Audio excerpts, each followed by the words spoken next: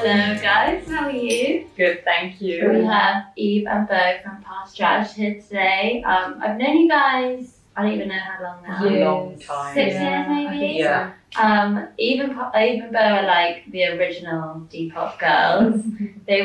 You guys were like big when I started on Depop. Yeah, we started in 2015, so I guess around that time we were already. That's when I was just like getting into it. So you guys sell on Depop, and then you sell on Instagram as well, and you do your pop-ups. Yeah. So you've been on Depop since 2015. Yeah. How's it been to be on Depop for such a long time?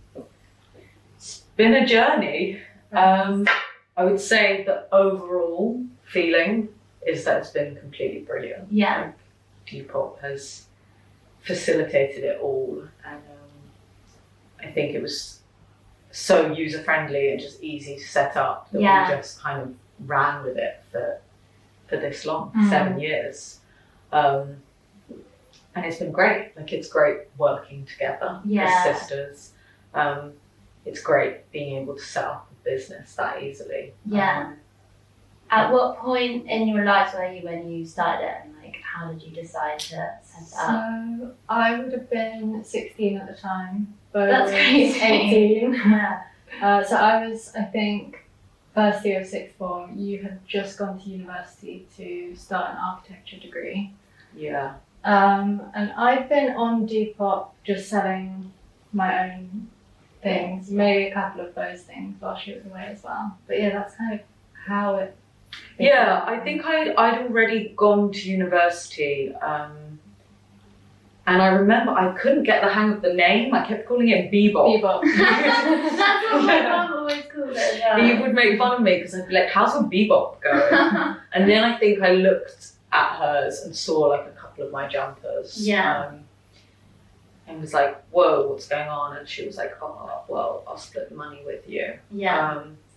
And from that point, I was a bit more involved, and then we decided to set it up as a proper thing, and start buying specifically to sell. Before that, it had just been out and whatever you had, So that's the point at which Past Trash was born, and I guess that was like you'd maybe been on Depop for 4 or 5 months. Yeah, a couple months. Yeah, because I guess giving it like a brand name means that from that point you kind of decided it's going to be like a business rather than just one of your names and then deciding later. So the fact that you called it a brand, you know, so early on. It's funny because I'm not sure if we had decided it was going to be a brand, but we did immediately set up a separate email address and a separate PayPal, and like I remember we wrote out a logo really roughly and business cards. Yeah, we See, put that's in quite like professional.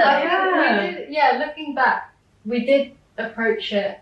We tried to make it as professional as possible. I think we wanted it to stand out a little bit from the other accounts on Depop at the time, which were mainly kind of your classic like bedroom sellers. Yeah. So from day one, we definitely did approach it as like a proper real thing. And we also, with our photographs, we immediately knew that we wanted cleaner, more classically retail photographs. Yeah. I feel like you guys have had that really strong image. We created like a mirror setup where Eve could take selfies, but like beheaded almost. Which I guess has now become a bit of a Depop standard. But at the time, there were lots of sellers where, I mean, it was also really charming and lovely. You'd get like a little insight into people's lives, but there were often also like used socks on the floor or like an unmade bed in the background, and we were like, no, we're gonna have like just white wall with a real focus on the clothes, because that's another like professional touch to like have that established from the beginning, because I feel like some people do that now but it takes them years to realize that maybe they want to keep it a bit less personal, a bit more like polished. I guess we had quite a clear vision, but maybe we didn't ever actually vocalize it. You didn't know you did. It was like a subconscious thing that we both wanted to do something to do with clothes, but without actually discussing it. And it's funny, I remember feeling a bit embarrassed about it at the time, like what people at school would think. You're really putting yourself out there. And like 16 and running a business, it's quite like scary anyway, and obviously none of your friends are doing that. So it must have been quite like difficult, even in first year as well. Like no one does that. Yeah, I remember finding it quite mortifying when we set up the Facebook page, which now, you know, it's ridiculous to me. I think you should absolutely just put yourself out there, and you know, there's no shame in it. But at the time, I guess when you've just started university and you're like trying to kind of find your place and your group, I thought it was really embarrassing. You kind of don't want to stand out. Came across my like business page, which wasn't yet a proper business, you know. What you're saying earlier about how you didn't have a conversation about like, you know, all these little things, these little like brand decisions that you were making, and it makes it more organic that you guys are kind of like, yeah, we're gonna do it, but you just kind of saw where you ended up. Do you feel like having organic growth and like doing things organically is really important for growing a brand? I think so. I don't think it's the only way to grow a brand at all, but I think for us, it's always been quite organic. Things, I mean, a lot of it has been like luck and situations, but we also just kind of see how we feel at any given moment. And I think, yeah, with the decision to do pop-ups more recently as well, that was a super natural progression. It wasn't something we sat down and spoke about or planned, you know, years ago. It just felt right at the time. Now we're kind of going down that path a little bit. So. Yeah. And then with the decision to be beheaded in your photo, was that a conscious decision? Were you like, I don't want to have my face in it? You guys were pretty anonymous for a long time. Yeah, it was partly that I wanted to be anonymous, partly that I just didn't want to have to do my hair and makeup every time. Yeah, I'm the same. Yeah. In the early days, especially with Depop, before either of us had ever been full-time, I guess when it was still more of a kind of hobby, tiny business, I was taking photos whenever I could after school, or, you know, it was very kind of patchy. So photographing had to be really easy and really efficient. Yeah. And I think cutting my face out of it just allowed that. If I had to, you know, do full face of makeup. I remember you'd photograph with like your hair in a kind of towel, you know, you'd just come out of the shower and it would be like, that's what's going on at the top, but underneath it's all business. I'm literally the same. I think it would be way too much effort to like do your hair and makeup every time, and you'd have to like plan more when you're going to shoot and all that stuff. But I remember, this must have been like, maybe 5 years ago. People were so curious, like, who you guys were. We didn't have a Past Trash Instagram at that point. And I think Asa had met you guys. And she was like, I've met Past Trash. And I was like, oh my god, what are they like? I need to know remember reading tweets, which were like, Past Trash is the biggest mystery on the internet. And people definitely didn't know there were two of us, because there was always Eve in the photos. So I think it was really surprising to people when they figured out there were two people running. Two assistants. I can't really even remember how we revealed it. I think we did a bit of a like almost soft launch. We did a Instagram and we had maybe in the bio. Maybe you did like a shoot with Depop or something. I guess that was the first big. It was quite an organic thing. I think you started tagging yourself in photos, and you were like, if people want to hunt me down, they can. But it's funny looking back on that, because now, you know, you can just search Past Trash and it comes up with our names.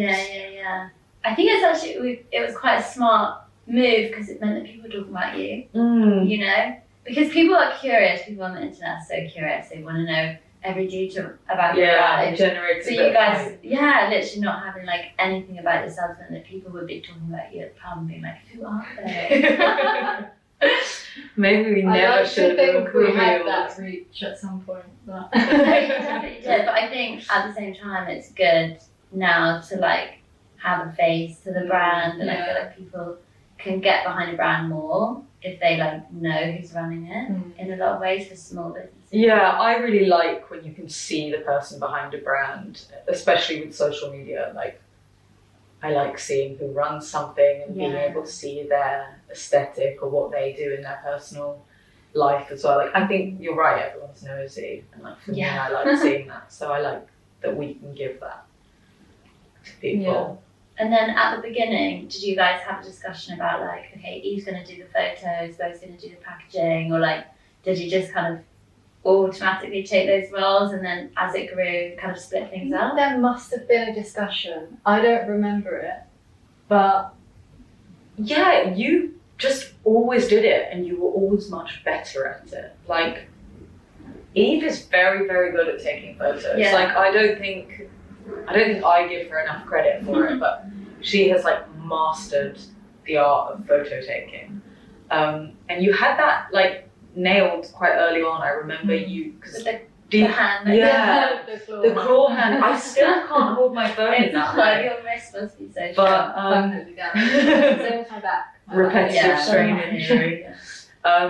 But I think at the time, you know, there were just the 4 still images on Depop. Yeah. And Eve, like, I remember you could flick between the photos, like if you screenshotted them, and it looked almost like the clothes had been photoshopped onto her. Yeah. She just had these poses down. I'm the same when Olivia's editing for my like reels. I like don't move. Yeah. Clothes just change. Change like, on how you. do you do that? It's like those old school paper dolls. yeah, where you would literally, yeah.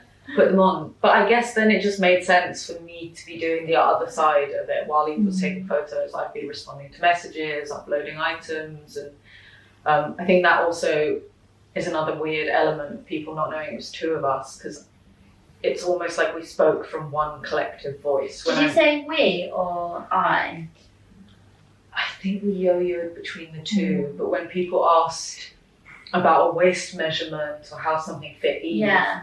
I would respond as if it was me. Yeah. Which is a strange thing when I think about it. It's like I would embody Eve, but it kind of, it was simpler for the customer. Yeah. So, Yeah. And just about the roles, it's funny because you love packaging. I can't think of anything worse. Do you still love it? I absolutely hate packaging. yeah, Whereas I miss find- it actually. Oh my gosh, that's But very I find impressive. photographing very, like, almost therapeutic. I listen to a podcast, I listen to a bit of music, and I just get on with it. It's never been a massive challenge, like that part of it for me. So yeah, it just worked. Yeah. Wow. Yeah, I feel like some roles just like suit people differently. I feel like I'll never get sick of taking photos. Some people are like, how do you do it? I'm like, I don't know, it's just not really that long for me. Like, it takes a long time, but it just doesn't feel like a chore that much. But packaging, for me, I have to let that go. So you've now got employees, which is why you don't have to do packaging anymore? Yeah, finally. After 7 years. Yeah. Yeah, and that was a bit funny. So it took us 7 years to get our first employee, and then we had our second employee after 6 weeks after that, I think. So it's been a bit of a whirlwind, and it's been a steep learning curve, but overall it's been so great. Because I feel like we've been talking about it for, I don't know, maybe a year. That you guys are saying, thinking about it. But because there's 2 of you, did you feel like it was less justifiable because you basically, you already had an extra person? Yeah, I'm not sure if it was even about justifying it. I think we've known for a while that it would be a positive thing. Yeah. But it was just, there were always 2 of us. Our family's incredibly supportive, and we do have a 3rd sister. So when we needed extra help, we would kind of rope her in, and she's always really willing to help.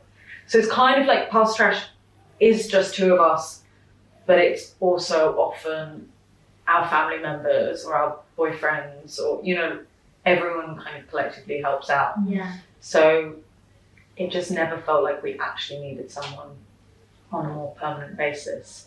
But I guess when we started doing pop-ups, it quickly became apparent that we really did need help. Because retail takes up all your time. Yeah. Yeah. And it's been incredible. It frees up time to do things we want to do, and like creative projects, and just grow in other ways. So you have 2 employees. Are they part-time, full-time? They both work 3 days a week each. Yeah. Same days or different days? It changes actually. Sometimes they overlap, sometimes they don't. Depends what we've got planned for the week. Yeah. And Because each week is so different, right? Exactly. It's like one week you'll be planning for pop-up, next week you'll be doing like a Instagram sale or just normal Depop stuff. It's exactly that. I think we're really lucky that they're both willing to be quite flexible. They both have other part-time jobs which are also flexible. So yeah, on weeks where we need them working together, they can do that. And then other times, I mean, it will become a bit more fixed. We're about to open our next shop on the 1st of October. So then I guess they'll have more fixed weeks. Will they be working in the shop, or will they be like running things while you guys are in the shop? I think they'll be doing a bit of both. Yeah. They'll be in the shop, they'll also be doing social media stuff, and they'll be in our studio. So we'll see how it goes. You said that again with pop-ups, you didn't necessarily, wasn't like a big decision that you guys were like, okay, we're going to do that now. You just kind of gradually started doing them more and more and found they worked? Yeah, we did a few in collaboration with Depop quite early on, and they felt really great. There were a few less great ones, as you mentioned. Yeah. But primarily the feeling was really good. Yeah, the ones you did in Hackney were so good. Yeah, that one was like a market, and that was amazing. That was the first time we actually sold in a physical space rather than just online, and the crowds then were insane. It was a bit scary actually. Yeah. We were really. It was funny actually. I was just saying to Eve on the way here that we went for dinner afterwards, the same place that we're going to go for lunch. Oh, nice. And I remember sitting there, and we decided to go there. It's like a little treat, and we were just in stunned silence. Yeah. Like we came and we didn't have things priced, and we had to get like our sister and I think Eve's boyfriend was writing prices and then quickly attaching them. So those were really good, and we really enjoyed them, and we wanted to have a bit more creative control, I think. So, and then lockdown happened, and I guess we were quite hungry for shopping in real life. And I think a lot of the way we've grown things or changed things has been in response to what we want to do. So I think we were discussing how badly we were missing shopping. So when the lockdown first lifted, we did a yard sale outside our studio, and that was really popular, and it just felt good to be able to make design decisions ourselves. Yeah, because you guys have a really clear aesthetic, like we were saying with the photos and stuff as well. And I know that, as you should be, you're really particular about the space that you sell in and the way you present, down to the hangers and the price tags and stuff like that. So I feel like it makes total sense for you guys to just have complete control over it, because it has to be done exactly how you want it to be done. Yeah, we're quite particular. But it really shows when you go into your shops, because even just like having a G plan where you like present all of your like lovely homewares and stuff, it's like little things like that set you apart from like the other pop-ups by other Depop sellers that are more like, they're coming into a pre-set space. You're kind of taking more of like a blank canvas space and making it your own. Yeah, I think that's more and more the case as well. Like this next shop we're opening is the first time we've got quite a run-down shop, and we're trying, hopefully it'll work, we're trying to do it up a bit ourselves and cater it more to exactly our taste. What sorts of things are you going to do to the space to make it a bit more you? So we're making a changing room completely from scratch. Oh my god! We are getting a builder to help us, thankfully, but that's something we've designed. We're not sure if it's gonna like work out, but again, it's in response to like the kind of changing room we like to get changed in. Yeah, and I guess because you guys, out of everyone I know who do pop-ups, you guys do it for the longest period of time. So that means that things like making a changing room from scratch is worth it, because you're there for like months and months. Yeah, it's not something you could do if you were just doing a week, of course, and I think we're quite lucky that we've been able to take on places for a kind of medium length of time. Yeah, do you feel like you get more confident each pop-up that you do, that you definitely longer? We started with the first slightly longer term pop-up we did, I guess, was December 2021. So a year ago now. Where was that one again? That was in Islington, just off the street. I love that one. And it helped. That was a really, really lovely shop. We were the first occupants, so everything was pristine. Yeah. Had a nice oak floor, and it was all kind of perfect for us. But so that was 1 month, and that gave us the confidence to then sign another 1 month contract. And then after that, we went to a 3-month contract. So I don't think we would have been comfortable signing up for anything longer than a month in the beginning. But now that just feels like. And we definitely learned a lot about finding spaces and how all of that world works, because that was so new to us. And yeah, I think we're a bit braver with like stating what we want. And I think willing to take a slightly bigger financial risk as well. Yeah, because it's a big commitment. It is, yeah.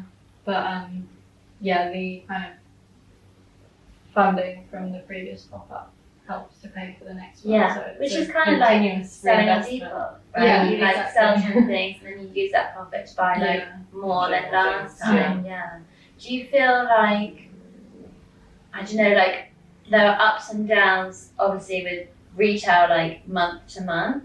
Do you feel like that's something that you worry about, like taking a longer, lease? Like December's going to be good because of Christmas, but maybe January might be slow. Like, is that something that you think about? Definitely. It is, yeah. And I think we have to give it a go at some point. We can't hide from January, February forever. But even we've never done October, November. Yeah. So it's all new and it's all scary. Yeah. And it's difficult to say because summer was really nice for us. And Yeah. of course it's just nice, summer in general, I just prefer. So it's scary doing it when it's a bit colder and the stock we'll be selling will be different and we don't know how it's going to go. But I think it's quite an exciting risk. Definitely, yeah. One we're willing to take. Is it a big adjustment from, there's like barely any overheads for at least the first few years of running a Depop shop, like no studio, no employees. Then you get a studio and an employee or two, but then like having rent and stuff like that. Do you find like that was a really big adjustment for you guys, like business wise, when you're looking at your accounts and stuff to kind of factor that in? Absolutely. Yeah, I think I nearly had a heart attack when we received our first business rates bill because it was just. Oh, you had to pay business rates at the shop. Yeah. But I didn't even think about that. And it comes a little bit after. So it's like you see this sum and you're like, what have we done? Yeah. But it's worth it. So I guess it's higher risk, but also for us, slightly higher reward. It seems to be working that way. We can make more money in the shop than we would be able to on Depop, but of course it costs us far more. So it's kind of a balance of whether or not it's also, I think, about our own personal enjoyment. I think we both really like that interaction, like the physical shop gives us. I think we've been online for 7 years and we just wanted a chance to curate a space more and meet our customers and have that face-to-face thing.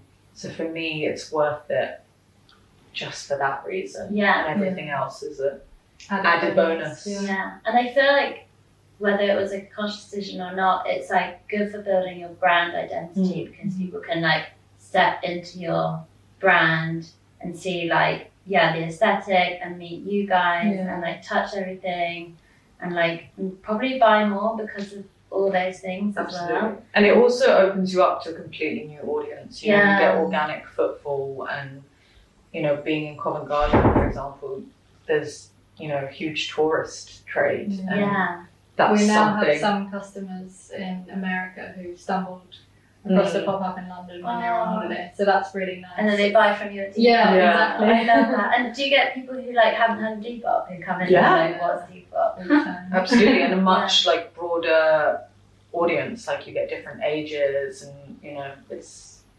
that's really nice. You get whole families coming in, or you get dads buying, and or boyfriend. It's coming in really and like lurking in the corner while their girlfriend's doing all the shopping. Or boyfriends coming on their own and being like, I know my girlfriend loves this, and they'll show you pictures, and you're like trying to style their girlfriend, which is really fun. That is so nice. So, do you feel like it's a weird adjustment having kind of I don't know how to describe it, but like working just online for a few months, then working in retail for a few months, like having that change, or is that something that you quite enjoy, not doing the same thing every month through the year?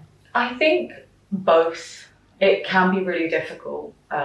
It kind of throws you off a little bit. You'll have a routine and then suddenly that goes. And it can be quite difficult, you know, if you've been doing retail for a while, which can be quite, it takes a physical toll, you know, you'll have to be present and it's quite difficult. There's then a tendency to want to relax a little bit more when you're not doing that. Yeah. But you can't really drop the ball on the online. Yeah, I think we haven't stuff. quite mastered the perfect balance. Yeah. We definitely let Depop slip while we're in the pop-up. Yeah, you've been saying this, like, that you wanted to kind of be able to run Depop as normal. Simultaneously, Yeah. Is that something that you're going to be trying to do this time around? With our new employees, Yeah. I think that'll make it a lot easier. But yeah, it's all changing now that I've moved away from London. And Yeah. just made it really hard for us. Model. So, like, do you feel like, I'm guessing that limits you? It in how does. much you can upload. Would you Yeah. consider having someone else model? Could do, yeah. I'm not. We've opposed not to discussed it, yeah. but- I'm happy to take a break. Yeah. Fine. Do you feel like, because I always do feel like people ask me and I'm like, I don't know whether that would like change the whole image, because I feel like people are used to seeing my body or my jewelry or what my hair, whatever. And like if you're shooting, I don't know, against a white wall, which I pretty much am now anyway, it's like if you change the person that's in the photos, does that change the whole aesthetic too much? I don't know. Yeah, I worry about it, I think, more than you. But I think everything's worth trying. You know, you don't You never lose know. anything. Yeah. Yeah. Especially if it's at a point where I can't take enough photos in order to sustain our Depop at the moment. Yeah. So it's And I think also maybe what you lose in sort of continuity and, I don't know, brand identity, you gain in, you know, having different body types and different people, and that can be really nice and exciting. There's so much mid-sized vintage codes, but you can't really do it justice just modelling it if you were like size 8 or whatever. So yeah, you're so right, like that opens up other opportunities and more customers and more people get involved in buying touch. And I think, that's also important because our shop does cater, like when we have an actual pop-up, it caters to a much wider audience than our Depop does, and we're quite aware of that.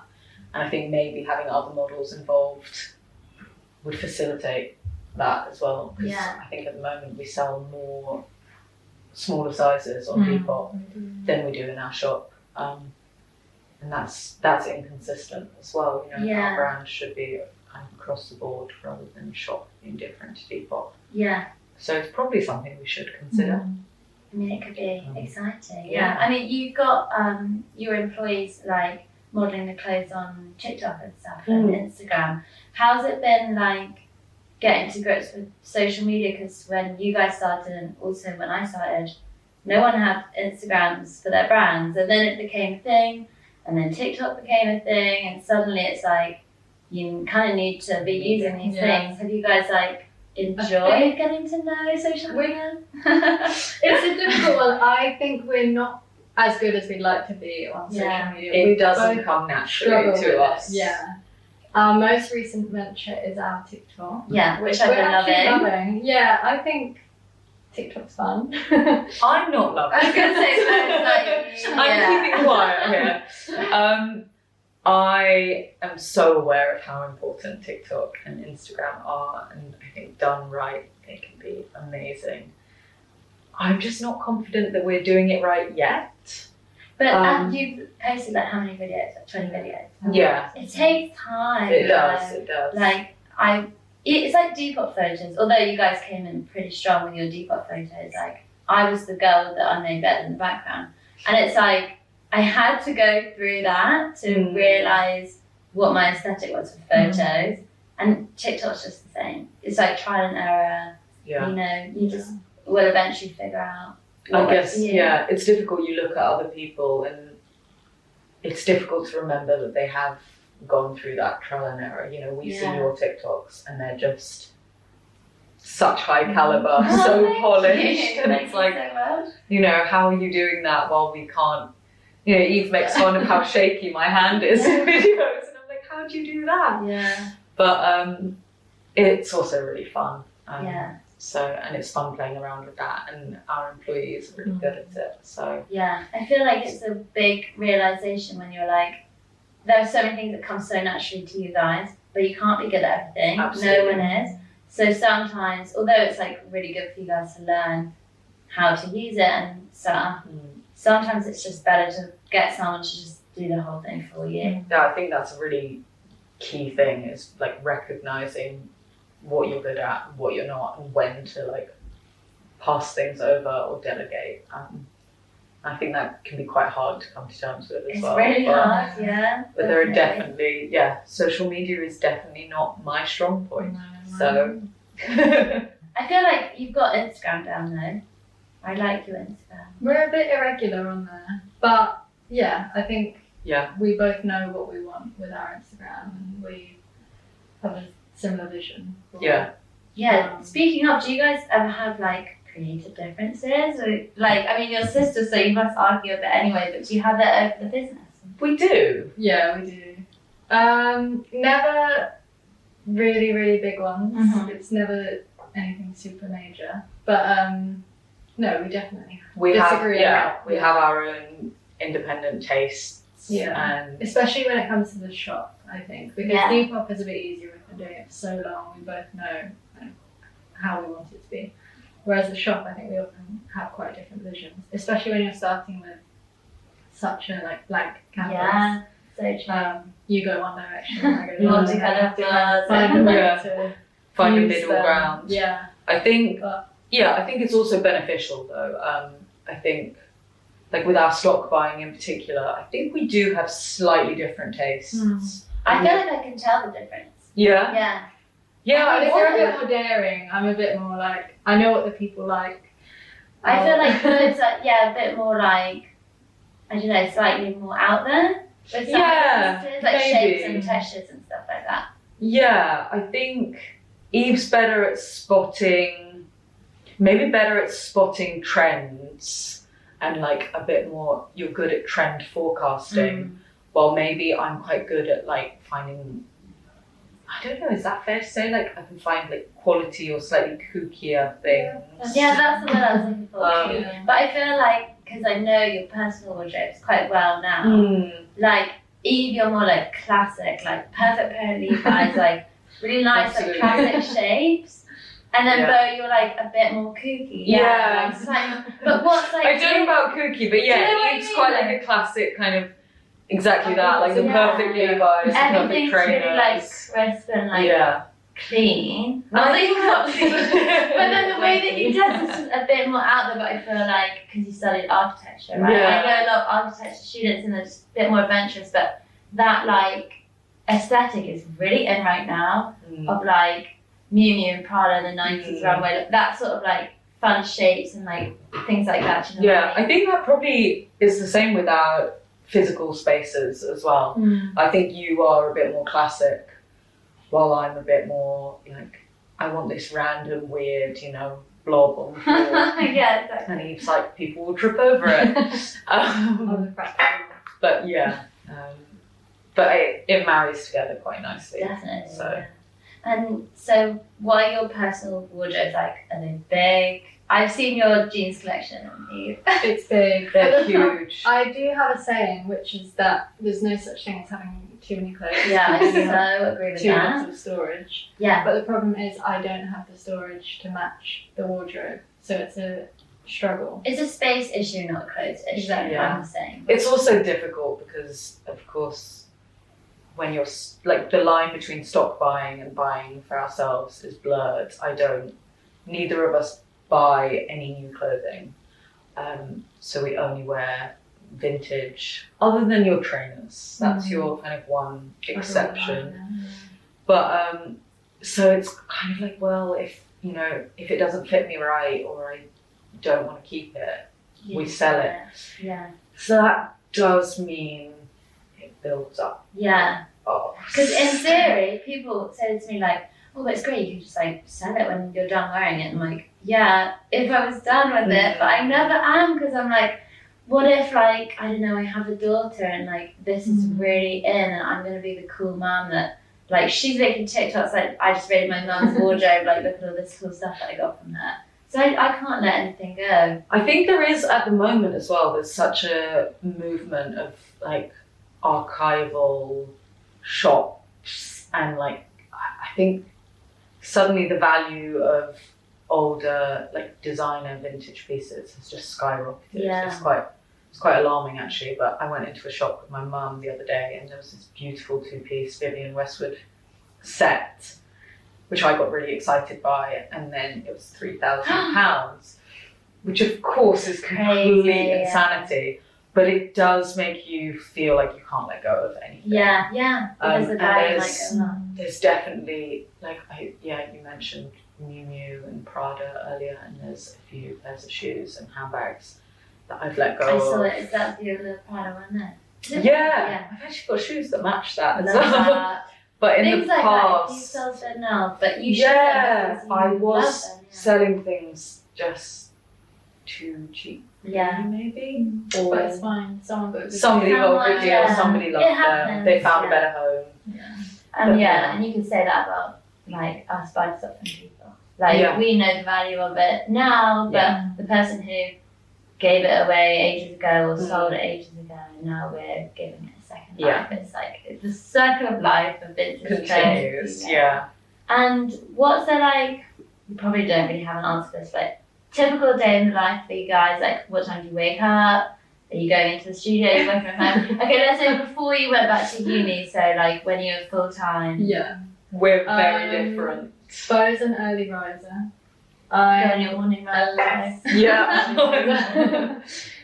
I think when we were at the shop, we had a very set, very straightforward routine. 'Cause We you had would to, travel to work together. We'd work the entire day together. Yeah, short lunch break because Yeah, weren't really taking lunch breaks. We'd kind Which of is have hard, 5 minutes, It's which hard, is not good. because then you're just knackered by the end of the day.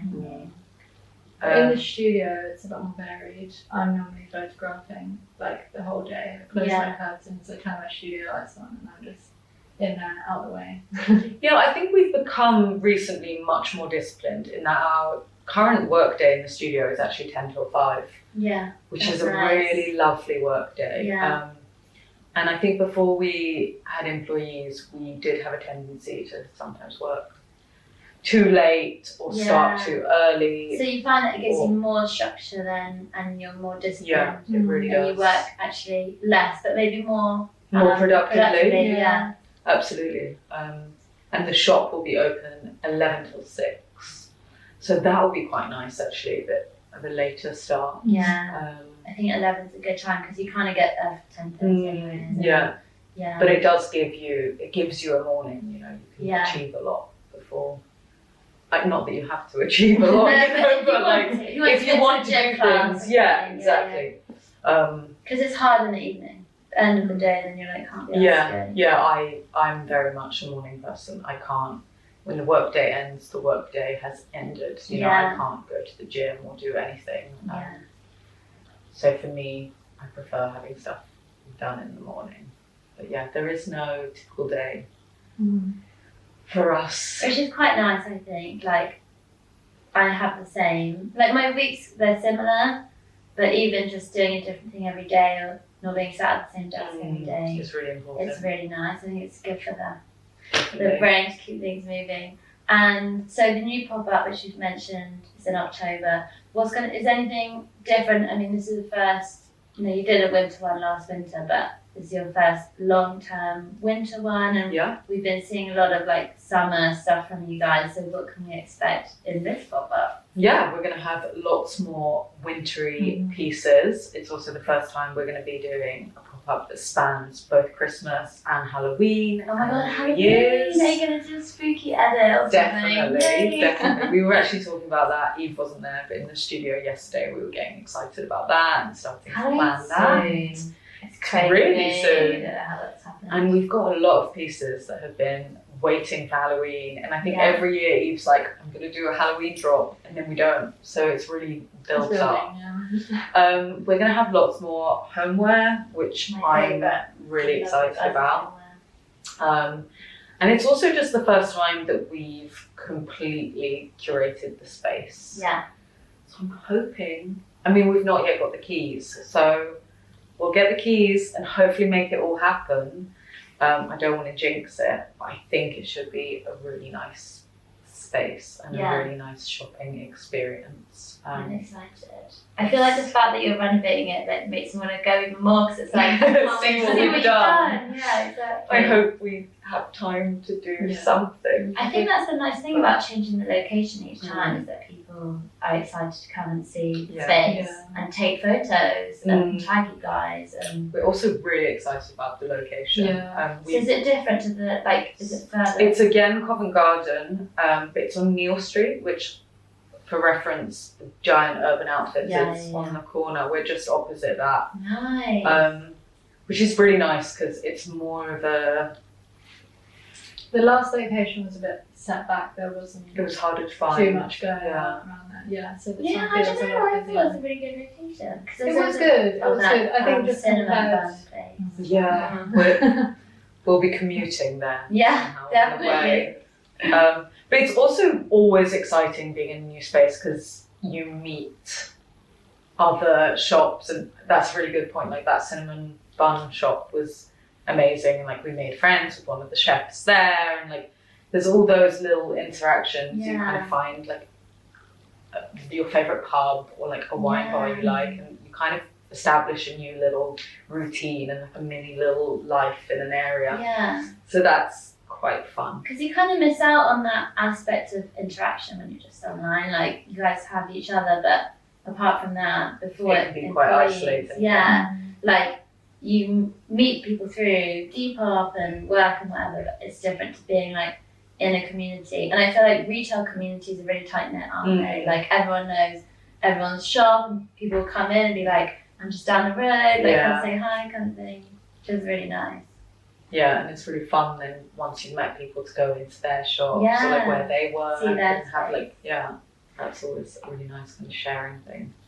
Future plans for yourselves, for Podcast, personal plans, anything? There's some things in the works. He's going to be a doctor. Oh my god, yeah. Just that whole thing of you being a doctor. Yeah, hopefully, I should be graduating in 2 years' time. So I'll officially be a doctor. Got to eat. I think we'll see how you can do it online. Doctor clothes. Yeah. Scrubs. Scrubs. Oh my god. It would be fun to design nicer scrubs. They're not. Yeah. They're not doing much, are they? My friend Joe wears them as pajamas. He's not a doctor. I like that. He just wears them because they're really comfy and they've got pockets. I'm like, what do you need pockets for at night? But he just loves them. So you're graduating, but what are your plans? That's a really good question. Lots of things I want to do. We'll see how they go. But I think the shop thing is kind of our focus right now. Yeah. We're really enjoying that. We're loving homewares. We're loving buying furniture and things like that. Would you start selling furniture? If we can find a big enough shop. Yeah. I would love that. Because I feel like mid-century furniture is having a big moment, having your guys' vibe, and it's like big on social media. So I think that's another result of lockdown. I think people were spending so much time inside. They started caring a lot more about their surroundings. And I think it's quite nice, like if you're in student halls or living with your parents or wherever you are, you can like buy one nice thing and it can really elevate your space. And I think it's as important, if not more important, than clothing. Yeah. You know, where you're living and how you're feeling in a space. And it's like people are getting more into investment furniture pieces rather than like IKEA things that you know you're just gonna have in your student flat and then leave it. I think now people antiques really hold their value. So like I think if you are able to buy something, no matter how small, like it's quite exciting to own. Like it's kind of like a piece of art, but a bit more accessible and usable. Yeah, definitely. But that would be really cool if you guys did. Yeah, there's lots of dreams like that, so we'll see if they can happen. exciting. Well, thank you so much for coming on, guys. It's been so nice to Pleasure. talk to Thank you for having us. Can't wait to come to the pop-up. Obviously, you guys be having an opening night, hopefully. We are. Yeah. Not quite planned yet. We're always a bit last minute, but yeah. You always say that, and I arrive and everything looks perfect. But yeah, you couldn't even know. But yeah, 1st of October is the official opening day. That's on nice. Saturday. Nice so. round date as well. Mhm. Amazing. Yeah, Well, thank you guys.